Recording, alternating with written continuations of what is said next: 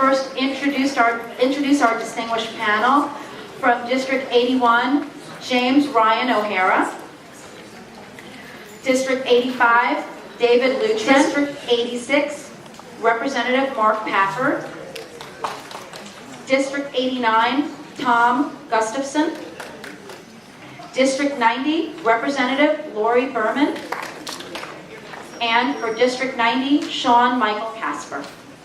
So let's have a round of applause for all. We're going to be starting with our opening statements, again reminding all the candidates that you have 1 minute. We do have these very tough timekeepers right in the front. Please pay attention or else they're going to get rough. Now, and I've seen them get rough. It's scary. Okay, so let's start with opening statements, and we're going to start with, from District 81, James Ryan O'Hara. How's everybody doing today? My name is James Ryan O'Hara. I'm running for the Florida House of Representatives for District 81, which due to redistricting is a little bit different because of all the changes. It used to be District 78, but now it changed the number to District 81, and it covers everything on western Palm Beach County, west of the Turnpike. And it goes all the way north to Wellington, to Lake Worth Road, and then it goes all the way out to Bellwood Lake, Pahokee, and Lake Okeechobee. So that gives you a little background on what the differences in the district are. Now, I decided to run for the Florida House because just like many of you, I've seen what's happened to the economy this last couple of years and how far and how bad things have gotten. And I graduated recently, 2009, when I finished college, and I moved back down here from UCF, and I went right into the middle of this economy that was really destroyed. So I looked to my elected officials and saw that there wasn't much going on happening in Tallahassee, so I decided that we're fed up and we need something done here, we need solutions to the problems, and I decided to get in the race and run, and that's why I'm here. Thank you. Good afternoon, thank you for coming. My name is Joe Smith, I'm in the Witness Protection Program. I might as well be in the Witness Protection Program because every time my name is announced, people say, who? Well, you're going to know me after today. I'm a public school teacher. I've been teaching school for 24 years. I've dedicated my life to public service. Every 2 days, I teach 640 kids. I see every child in my school every other day. Half of those children are girls. I empower those girls by teaching them that they can do anything. They ask me, well, we can't do what the boys can do. And I teach them, yes, they can. You can do anything you want. It's all about mindset, and it's all about empowerment. Now, I'm running because I have a daughter, and I don't think she's going to have a fair shot at the same opportunities that I've had because of the direction Florida is going in. That's why I'm running. District 85, David Lutrin. Well, good afternoon, everybody. How are you? It's okay. You're allowed to be nice. It's the boos and hisses that are problematic. You're allowed to be nice. And you can boo and hiss me if you really want to. My name is Mark Pafford. I currently represent House District 88, which is West Palm, Green Acres, Royal Palm Beach, unincorporated Palm Beach County, Haverhill. I will now be representing in District 86, Wellington, and not much of Green Acres in the areas I just mentioned. It's a pleasure to be here. It's a pleasure to share with you our feelings about where we stand on issues. I can just sum it up very quickly without the yield sign going up, that I am a staunch fighter in the legislature for the people that don't often get hurt.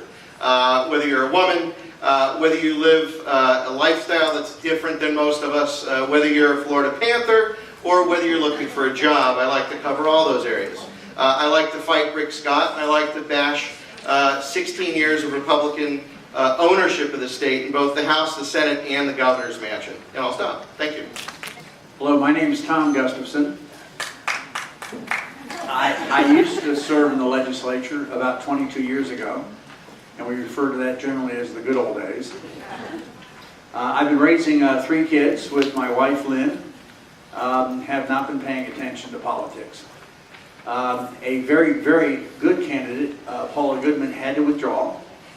Pamela Goodman.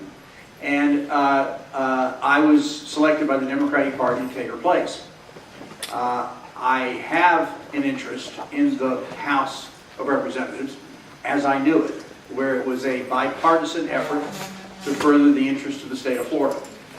Now, what I think it's become is a very controlled environment where a more extreme position has been the prevailing position of the House. We can change that, but not if we don't push hard in the center and get responsible Democrats and Republicans to pursue the interest of Florida. I hope to do that. Thank you very much. Good afternoon. Does this one work?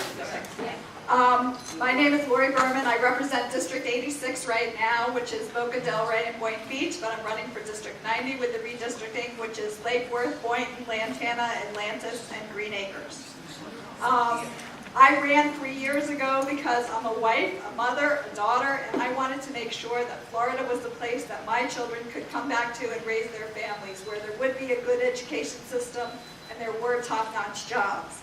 As you can see from this panel, I am the only woman up here. I am the only woman who is running for state representative right now from Palm Beach County, and I have been a very strong voice for women, and I will continue to do so. I sponsored the Equal Rights Amendment as well as some proactive legislation, and I really feel it's important for us to have a woman and to be part of the legislation. Thank you. Hello, I'm Sean Kasper. How you doing? It's the most beautiful crowd I've addressed so far. It's good to see you. I'm glad y'all came out. I'm running for District 90, and I hate to be running against the only woman running in Palm Beach County, but I love women too, and I'll make sure she doesn't have to work too hard for the next 2 years. Thank you.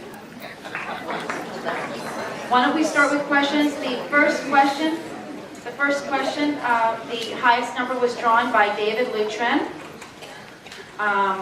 who was in the Witness Protection Program here. Okay, and this is the first question for you. Florida's legislature has applied accountability measures like the FCAT and standardized end-of-course exams to students in schools, and now to determine teacher pay and retention. Are you in favor of the FCAT and teachers' merit pay, or would you make changes? Absolutely not. Merit pay has no merit. Study after study after study proves that as far as accountability, you can't fault a teacher for a student's high-stakes test score. The number one reason why students may not do well on a test score is where they stand economically. Study after study proves that. Before I started teaching down here in Boca, I taught in Lake Worth. I would have students who would come in the day of the FCAT test, and they couldn't answer one question because they were up all night because they live in a 2-bedroom house with 22 adults in it. Or they come in Monday morning, and the first meal they ate since Friday afternoon, they had free lunch at school, and they had free breakfast. We can't be accountable for what's happening at home, and we can't have our pay based on that. David actually covered the merit pay issue very well. When I asked the question on the floor, when that bill passed, whether or not there were dollars in the bill for the merit portion of the bill, there were no dollars for the merit pay. So the legislature has a very disgusting way of treating education in the state, and there is no adequate revenue towards education as required by the Constitution. So if you are a teacher, you should be angry, and you're probably likely very supportive of Mr. Lutrin's answer. In regards to the FCAT is a tool for vouchers. There's no other reason to have an FCAT other than to trigger dollars moving away to public education towards outside type of education, i.e. private schools, religious organizations, those type of things. The FCAT is the sole trigger at this point to rank students, rank schools. It's an abomination of the educational system that we have here, and that's why we're 47th. If you want something different, then you've got to start supporting public education. Thank you. I'm going to, since the question has been answered by my two previous individuals, I wanted to maybe address it in a different way. The real issue is, what is the outcome? What are we trying to do? Are we trying to compete in the world marketplace with the smartest kids coming out of K-12 possible? Are we trying to compete in the world marketplace with the best educational system possible? Now, when I left the legislature 22 years ago, we were in the upper quartile. Now we're trying to stay out of the bottom 10%. So the issue of reform, of testing, of every other issue they seem to want to talk about in Tallahassee under Republican leadership is trying to get your attention away from the fact that they're not funding education.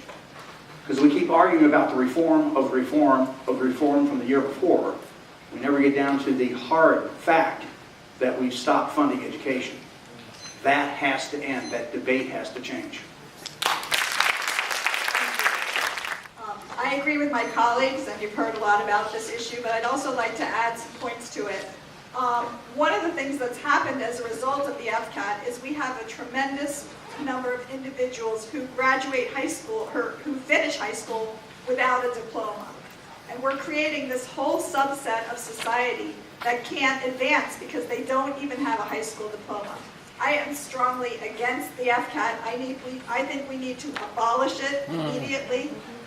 We have had some discussion now. We've heard some, the Republican-dominated legislature for the last 12 years has put us in the position that we are in, and that is why Florida continues to decline in these state ratings. But the governor has had some discussion now about the FCAT, and I know I will go back to Tallahassee and push to have the FCAT abolished as well as merit pay. Thank you.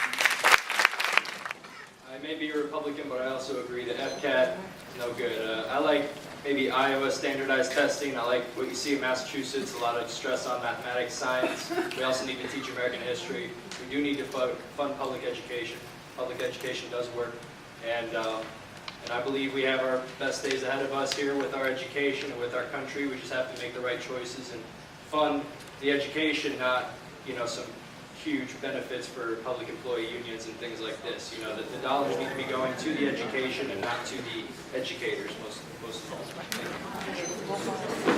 all. I'm also a Republican, but I also don't like the FCAT as a student who had to once take it. I remember it really well. I don't believe we should base the teacher's pay solely on how kids do on standardized tests, especially one as flawed as the FCAT, which really doesn't accomplish everything that it should. I am a supporter, though, of merit pay. As someone who's run a small business and managed a small business, we base all our pay in a business off merit, of how you do, how successful you are, and how you go about getting increases in pay. I believe we should hold teachers to the same standard. I don't think we should have teachers that are failing or not teaching our students the way they should, yet continue to hold a position or continue to get pay raises just because they're there. I don't think that's the proper way to go. I think there's a lot more reforms we could do as far as the merit pay legislation goes, and as far as the law. I'm totally supportive of getting rid of the FCAT completely and getting another kind of system, maybe a multiple type test system where we can be tested on different levels so we can find out exactly how the students are doing, and not just tie the funding of a school solely to how the students do on one single test. I think that needs to be reformed as well. But I am a supporter of teacher merit pay. Thank you.